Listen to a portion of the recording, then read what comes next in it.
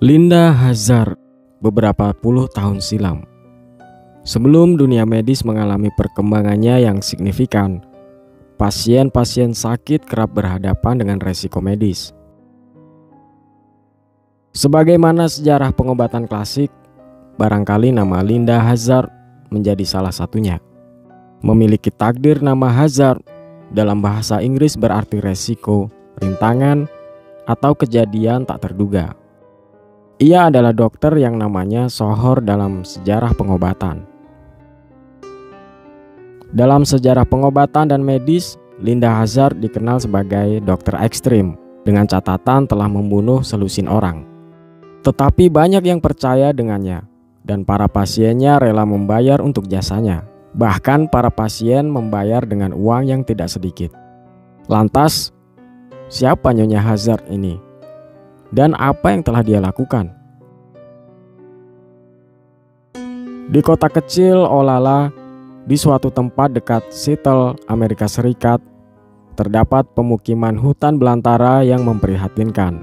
Beberapa bangunan bobrok menjadi saksi masa lalu ketika tempat itu ramai dengan petani, penebang kayu, dan nelayan yang menjalani hidup mereka dalam damai.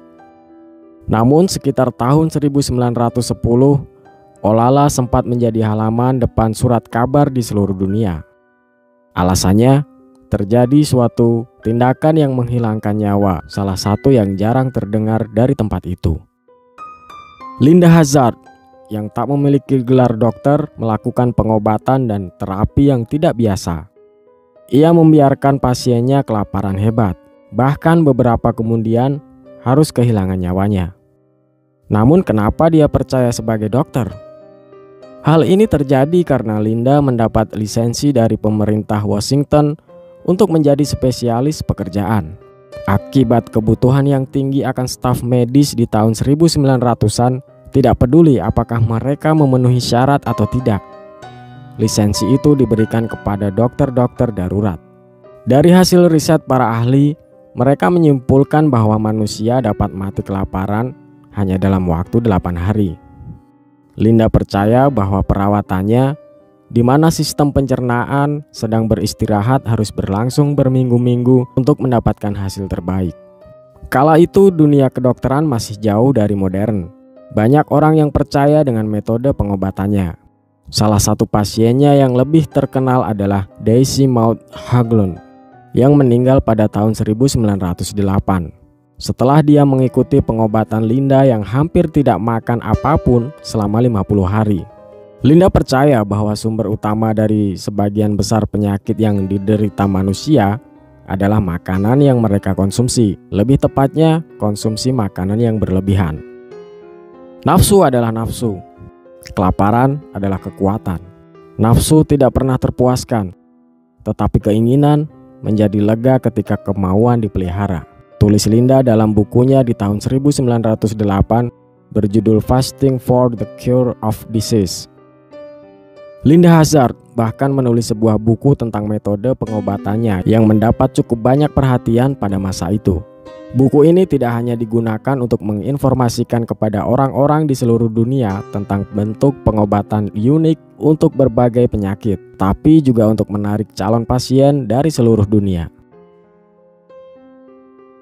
Ada sebuah kisah tentang Claire dan Dorothy Williamson, dua saudara perempuan yang jatuh ke dalam malpraktik Linda. Mereka mengetahui tentang Linda dengan melihat bukunya di surat kabar British Columbia. Dua bersaudara itu mengeluh menderita penyakit ringan, seperti pembengkakan kelenjar dan nyeri rematik yang tidak masuk akal untuk diobati dengan kelaparan. Sebagian besar pasien yang menjalani perawatan Dr. Linda tinggal di Institut Hazard, yang ditemukan di daerah pedesaan terpencil yang sangat bagus dan tenang. Ini digunakan sebagai insentif lain untuk menarik calon pasien. Williamson bersaudara juga menyebutkan bahwa mereka menyukai lokasinya, yang membuat mereka memilih perawatannya. Makanan mereka terdiri dari sup tomat kalengan, diberikan 2 kali sehari.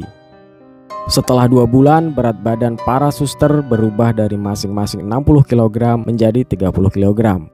Kehilangan setengah dari berat badan mereka hanya dalam waktu 2 bulan. Sejarah pengobatan ekstrim lainnya terjadi pada tanggal 28 Maret 1910. Kala itu, Earl Edward Erdmann, seorang insinyur sipil di kota Seattle, meninggal karena kelaparan di rumah sakit umum Seattle. Sebelum meninggal, Erdmann membuat buku harian yang merinci perawatan Linda Hazard selama berminggu-minggu sebelum wafatnya, yang memberikan wawasan tentang bagaimana Linda merawat pasiennya. Sejak pertama kali dia menemui Linda dan memulai pengobatan pada tanggal 1 Februari 1910, dia tidak mendapatkan sarapan, makan siang yang sangat sedikit, dan makan malam hanya dengan sup tumbuk yang tak berkalori. Dalam sehari, pasiennya hanya diberi makan sangat sedikit, seperti hanya 1 cangkir kaldu tomat yang disaring, 2 buah jeruk, atau setengah cangkir sup tomat panas. Pengobatannya membuat Erdmann kelaparan berhari-hari. Pada hari ke-28, Erdmann dirawat akibat kelaparan dan sakitnya yang tak kunjung pulih. Ia menghembuskan nafas terakhirnya setelah beberapa hari mengalami masalah pada jantungnya. Pada tanggal 15 Agustus 1911, otoritas Kitsap County menangkap Linda Hazard atas pembunuhan tingkat pertama karena membuat Claire Williamson kelaparan. Dia juga dituduh melakukan pembunuhan karena pasien lain meninggal akibat perawatannya. Menariknya, meski kontroversial, pengobatan seperti itu masih digunakan oleh berbagai dokter di beberapa negara hingga saat ini. Bagaimanapun, nama Linda Hazard akan lekat dalam sejarah pengobatan ekstrim yang pernah ada di dalam dunia medis. Terima kasih telah menikmati video ini. Subscribe Anda adalah apresiasi yang sangat berharga.